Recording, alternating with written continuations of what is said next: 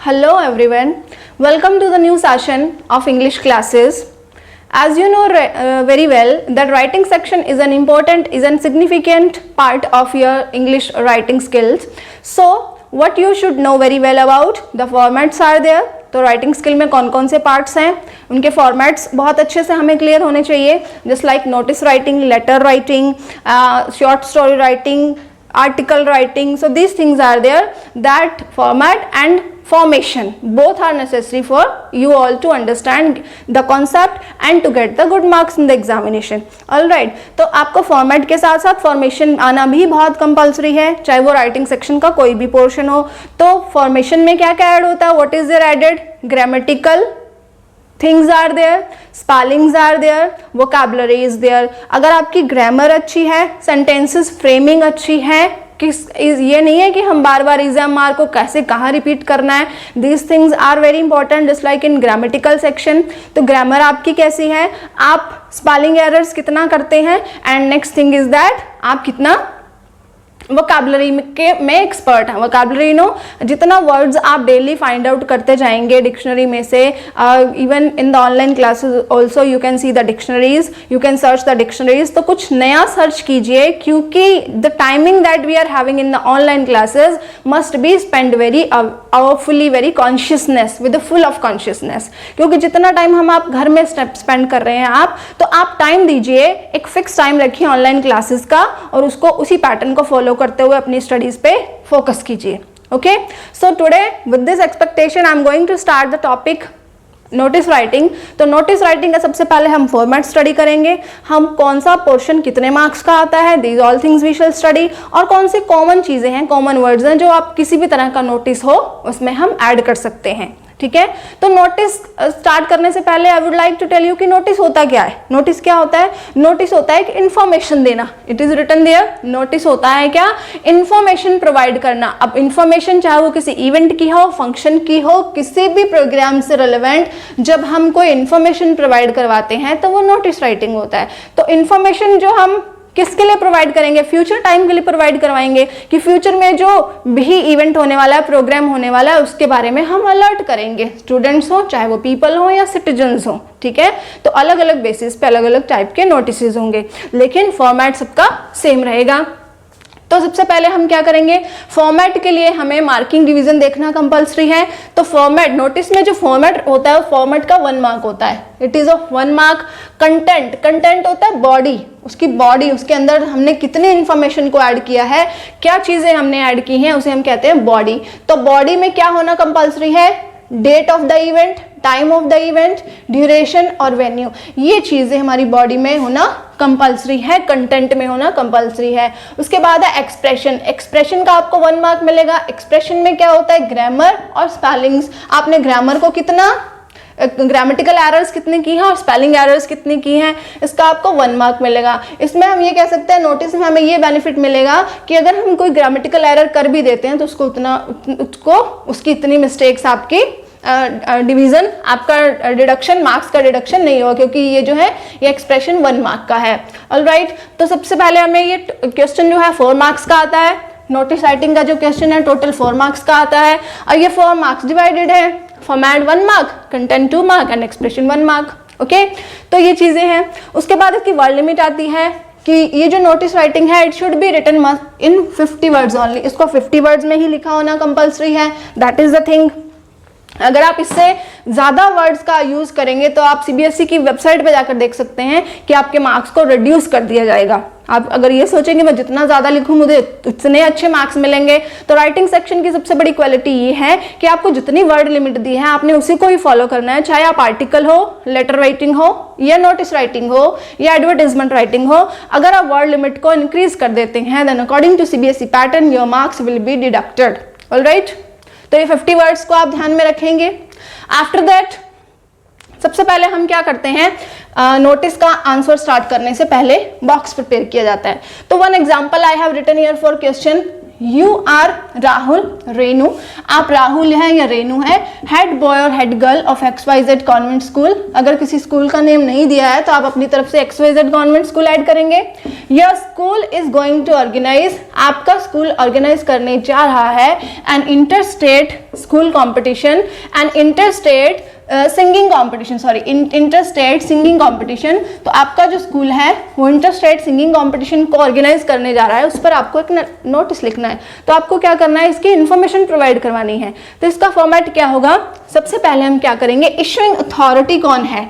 Question में ये दिया होगा आपको, आपके क्वेश्चन में सारी चीजें दी होंगी, कुछ चीजें आपने सेल्फ क्रिएट करके, तो कुछ चीजों को कॉपी पेस्ट करना है, डायरेक्टली कॉपी पेस्ट करना है आपको, ठीक है। तो जैसे हम इसको कॉपी पेस्ट करेंगे, XYZ कॉन्वेंट स्कूल, ये कौन है, इशूइंग अथॉरिटी कौन सी होती है, जो नोटिस को जारी कर रही है, जो नोटिस बोर्ड पे नोटिस लिखवा रही है, वो होती है इशूइंग अथॉरिटी। तो वो कौन सा स्कूल है, स्कूल नेम दिया हुआ है XYZ कॉन्वेंट स्कूल, ठीक है। तो उसके बाद इसको हम कैपिटल लेटर में लिखेंगे, लेफ्ट साइड में स्पेस लीव करेंगे, राइट साइड में, दोनों साइड्स में स्पेस को हम लीव करते हुए in the mid of the box, in the centre of the box we shall write in capital letters XYZ convent school. हम स्कूल का, किसी ऑर्गेनाइजेशन का, अगर कोई ब्लड डोनेशन है तो उसी ऑर्गेनाइजेशन का जो भी क्वेश्चन में हमें दिया हुआ है, whatever is given in the question, we shall mention this all in the centre. After that we shall give the heading notice. हम नोटिस हेडिंग को कैपिटल लेटर्स में लिखेंगे। Take care of the capital and small letters, कहाँ पर आपने capital letter और small letters को apply करना है। उसके बाद हम आ जाएंगे लेफ्ट साइड में कॉर्नर में, ये दो चीजें लिखने के बाद, ठीक है। उसके बाद हम आएंगे लेफ्ट साइड कॉर्नर में, यहाँ पर हम डेट अप्लाई करेंगे। जिस डेट को आप नोटिस लिख रहे हैं वो same date must be mentioned, just like today is 14, तो यहाँ May 14, 2021। अब कुछ स्टूडेंट की हैबिट होती है वो डेट को इस तरीके से मेंशन कर देते हैं, that is just the wrong manner, the absolutely wrong method of writing the date। English में कभी भी डेट को हम इस तरीके से मेंशन नहीं करते हैं, ये हम हिंदी में करते हैं। जब भी हम हिंदी का कुछ वर्क कर रहे हैं, हिंदी में कुछ ऐसे लेटर लिख रहे हैं, देन वी राइट दिस। जबकि हम इंग्लिश में कुछ राइटिंग सेक्शन को अप्लाई कर रहे हैं, then this type of date will be mentioned, alright. उसके बाद हम क्या आ जाएंगे, हम टाइटल पे आ जाएंगे, ठीक है। हमने तीन चीजें सीखी अभी तक नोटिस में, इशूइंग अथॉरिटी का नेम, जो नोटिस को इशू कर रहे हैं उनका नेम, उसके बाद heading notice, after that left side corner में हम डेट को मेंशन करेंगे इन अ प्रॉपर मैनर, एक बहुत अच्छे तरीके से। उसके बाद हम आ जाएंगे टाइटल पे कि हमारा टाइटल क्या है। अब टाइटल को भी हमने कॉपी पेस्ट ही तो करना है, ठीक है। ये 2-3 वर्ड्स में होना चाहिए, बहुत बड़ा टाइटल हमें नहीं चाहिए। तो हमारा टाइटल क्या है, हमारा हेडिंग क्या है, हमारी टॉपिक क्या है। तो टॉपिक है हमारा inter state school singing competition, inter state school singing competition. तो ये भी क्या है, हमारा कॉपी पेस्ट किया हमने क्वेश्चन से, हमें क्वेश्चन से फाइंड आउट करना है कि हम टाइटल क्या है हमारा, ठीक है।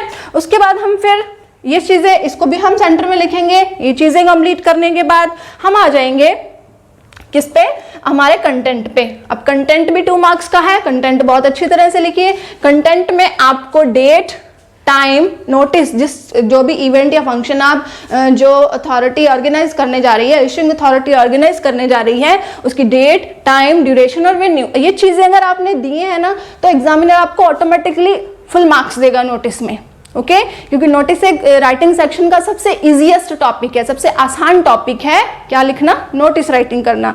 जबकि आपको बस छोटी छोटी चीजें जो माइनर थिंग्स हैं उनका आपको नॉलेज होना चाहिए, ओके। तो notice is here bye given that, ये कॉमन वर्ड है, चाहे नोटिस चाहे वो ब्लड डोनेशन से हो, स्पोर्ट्स से रिलेटेड हो, समर कैंप से रिलेटेड हो, चाहे किसी भी टॉपिक से नोटिस रिलेवेंट है, एक कॉमन चीज है, जो कॉमन सेंटेंस है वो सभी नोटिस में आप अप्लाई कर सकते हैं। That is the best method. Notice is here bye given that, notice दिया जाता है कि, ठीक है।